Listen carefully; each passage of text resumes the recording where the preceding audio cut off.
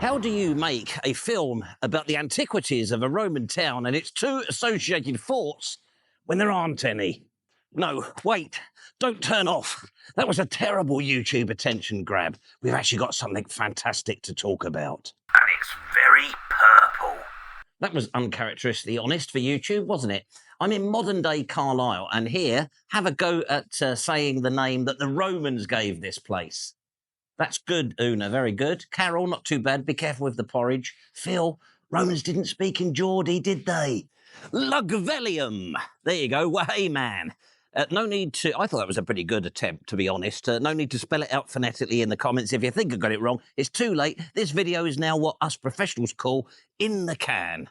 We are at the very northern limits of the Roman Empire here in Carlisle, and yet amazing recent discoveries have shown that briefly, and I am sort of underlining that, the Roman Empire may have been run from here.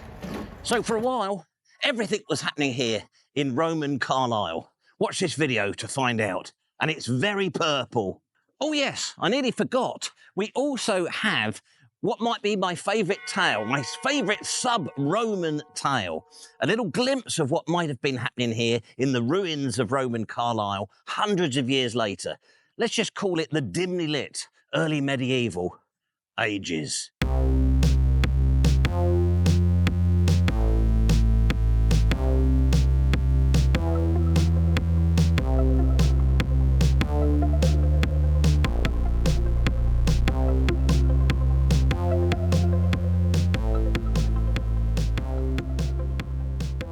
Okay, order of service then. We'll start off by taking a look at what is left today of Roman Carlisle, and that won't take long.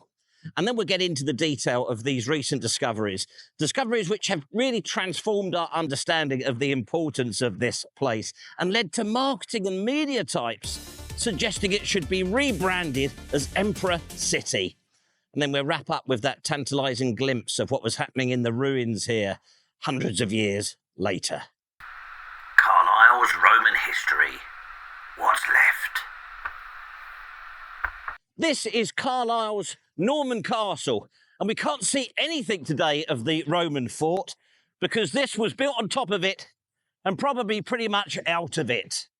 As usual, we have a whole series of fort iterations here, starting out as timber, ending up as stone. The fort platform itself is estimated to have been around about 8 acres, and then the adjacent town that developed around it extended to about 70 acres. Excellent conditions here have enabled timbers to survive, so we've got dendro dating for the first fort, timbers cut in the autumn/winter 72-73 AD, meaning that the first fort was built likely during the campaigns of Carlisle against the Celts, when he was trying to do away with old Venusius. More dendro dating shows that the fort was rebuilt in timber around about 83, 84, so that probably coincides with Agricola's campaigns up there. It remained garrisoned into the Hadrianic period, but ultimately ended up being eclipsed by this. The outer walls of this churchyard on the other side of the River Eden is the location of another fort, a fort that was the largest on Hadrian's wall. Yes, I know, it's just a churchyard, but bear with me, you are going to see some Roman stone, I promise you. So this huge fort on Hadrian's wall, the other side of the river, was known as Petriana, but it was also known as this. Have a go at that, let's see how you get on with that. That's excellent, Agent Trust, brilliant, but some of the others were a bit dodgy. I don't think the Romans spoke in Scouse or Cockney, did they? I'll give it a go. Uxelodunum. Oh, goodness, look at that. Well, this huge fort was home to a cavalry unit of 1,000 strong, but the other one on the other side of the river, that carried on as well, ended up being rebuilt in stone in 200 AD, or AD 200. I suppose for completeness, I ought to just pick up, was there anything here before the Romans arrived and built that first fort? And the answer to that is no, there was absolutely nothing important here at all. Sorry, some irresistible triggering for all you Celts out there. Of course there was. The Carvetti. It was an important centre for the Carvetii tribe, who may have been part of the Brigantian Confederation, and the name, the Roman name Luguvallium, is probably incorporating one of their Celtic gods, Lugos, so it meant something like strength through Lugos. But I'm sorry to say to all you hot-blooded Celts out there, Cumberland Celts, the Romans were in charge now. Oh, and LTVs. Do you remember Carausius, who we've encountered before, and later Emperor Rebel, who is based here in Britain? No? Can't remember him? Well, he was. And they found a milestone not far from Carlisle that bore his inscription from his relatively brief period of rebellious rule. And for those desperate to see something Roman from Roman Carlisle, there's this place here, the museum. Fantastic couple of displays, actually, two quite large spaces given over to Roman Carlisle. A lot of altars. There are a lot of altars. I particularly liked this thing, which you're probably looking at now as some sort of overlay. It's a snake wrapped around a pine cone. They do have a donations box, though, that sort of forces you to choose between Roman and Celtic. I couldn't decide, so I donated to both. And at least here at the museum, we have a section of the Roman road marked out with some recovered Roman gutters to the sides. OK, it's hardly an in-situ antiquity, is it? But I'm in the car park of the Cumbria Park Hotel, where there were excavations in the 1980s, and marked out in the car park, at least we have got the line of the outer wall of the Fort Petriana. And you may accuse me of scraping the bottom of the barrel, and I couldn't really argue with that, but there is a little bit of reassembled Roman stone from the dig just inside the door of the reception of the Cumbria Park Hotel. I'm nothing if I'm not thorough. I'm so desperate now, I've been trying to get some pictures of little plaques on the walls of houses that mark where Hadrian's wall once was, but isn't today. That road is a Roman road, by the way. Does that count? At last, over in the far corner of Bitts Park, next to the River Eden and this outside gym, we finally have some Roman stone to have a look at.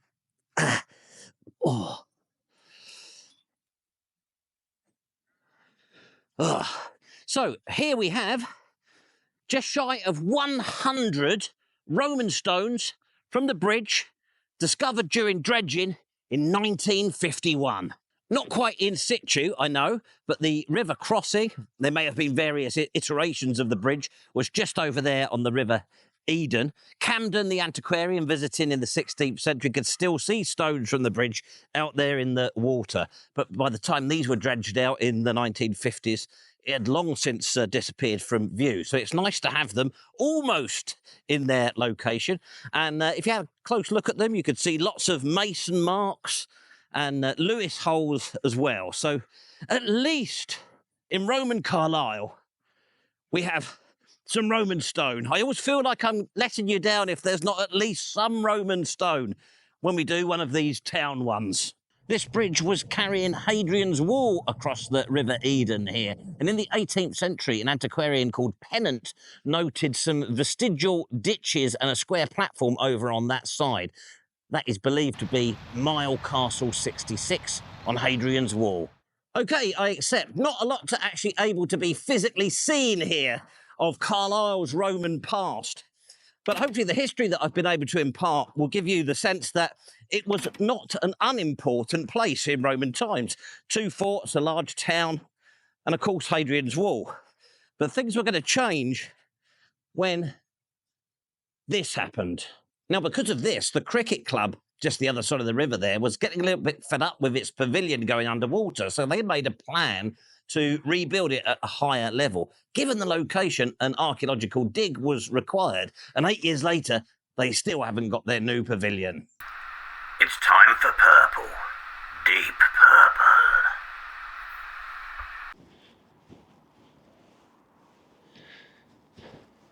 Anyone for cricket?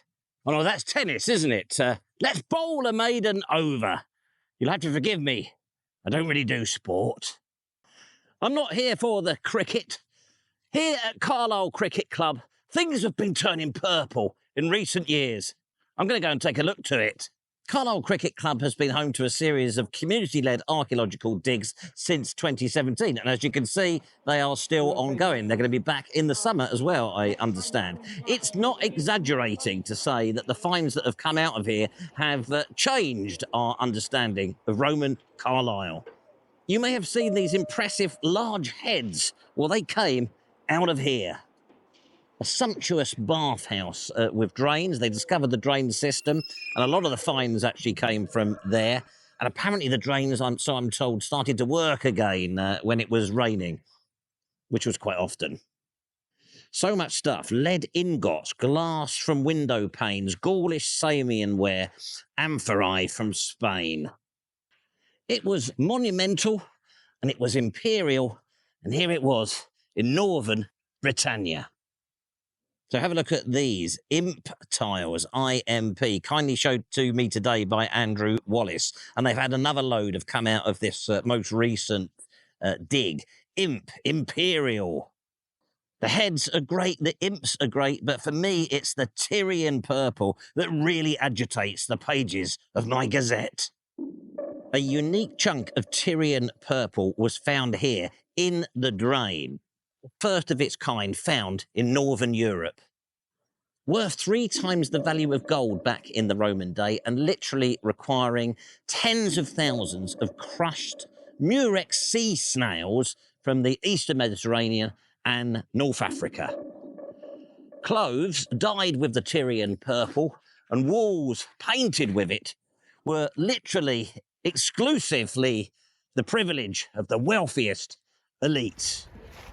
And here it is coming out of a drain in Luguvallium. There were actually laws controlling who could wear clothes dyed by Tyrian Purple. And by the 4th century, the only person who was allowed to wear it was the emperor himself. But we're not talking 4th century here, we are talking 3rd century, early 3rd century. So why was there Tyrian Purple here in Carlisle? Emperor Septimius Severus held court in York, Ebicorum in old money, between 208 to 211, running the empire from there whilst dealing with his gout, Caledonians and his annoying sons. We know this from writers such as Cassius Dio and Herodianus. And it's ancient records that tell us he stayed at a Mancio on Hadrian's Wall in 208. So could these finds be telling us that he stayed here in Carlisle? Given the monumental scale of this building and the effort it must have involved, it suggests more than one visit to me, an ideal place to nurse his gout and escape from those irritating sons. A grand colonnaded building with stone heads based on theatre masks that may have adorned figures standing 15 feet high. A third, more skillfully carved head was discovered in 2024. That looks very Celtic to me. The Carvetti fans will be pleased with that. A contested inscription to his wife, Julia Domna. He was Libyan, she was Syrian, and here we have vaulted roofing tiles of African style coming out of this dig. And we know that civic status was granted to this local Celtic tribal capital too. And then is that Tyrian Purple uniquely found here the final proof we need that Severus was here? Oh, and apparently those snails really stink. I'll pop a link to the Uncovering Roman Carlisle website in the description so you can donate instead of buying me a coffee this week. Excellent work, and very friendly to me on my visit too. Our very own Phil Barrett of LiDAR fame got involved and found these. I agree with all those cries for a rebranding to Emperor City. Let's put up some cheap plastic signs that will age really badly and maybe create a Septimius Severus Riverside Walk. And the digs have shown that during the next period, the less well-lit period, this monumental building with its mausoleums, its shrines, its bathhouse fell into decline. Post holes hammered through the floors, fires burnt inside the building. That's right, I'm segueing into the next sequence if you haven't guessed already. Life after purple. Antiquarians are a bit obsessed with the sub-Roman period, what we must now call early medieval, apparently. What happened and what was life like? Did things take ages? And was it really dark? Well, in the Vitae Sancti Cuthbert, we know exactly what happened here on the afternoon of the 20th of May 685, and it paints a picture of life in Roman ruins. St Cuthbert, the shepherd boy of Lauderdale, the greatest saint of the north, was here, and Wagger, what a name, the city reeve, was proudly showing him the Roman walls and a still functioning Roman well. Marvellously evocative stuff. It's also historically interesting, marking a shift in how the Angles were viewing the Roman past. No longer suspicious, they seem to be embracing the Roman heritage as they shift from Celtic Christian to Roman ecclesiastical practice. I hope you enjoyed that as much as I did making it. It has taken a few days to get all the purple off, but I'm okay now. I'd hoped to film the outro in a pub in Carlisle, but I really struggled to find one that served traditional English bitter. In fact, I was advised in one pub by a serving person that the people of Carlisle only like blonde citric beer. But viewer, hold my beer. I promise we will have more beer as per your request as soon as I possibly can. I did end up in a place called the Griffin, where at least they had some Green King IPA, but it was piped music in there, so copyright strike. I wasn't able to record anything in there. Now, sometimes on this channel, I may come across as a little bit negative about being older. So I wanted to close today showing you one of the positive things about being older, and that's having grandkids. And my wonderful, nearly 11-year-old eldest grandson did this for me the other day. I put it down there because I think it focus hunts a bit on that one. There we go. Can you see that? So Finn did me an amazing Roman centurion there. We have actually done some filming with Finn over on his YouTube channel. I'll leave you to guess who played the Psycho Easter Bunny.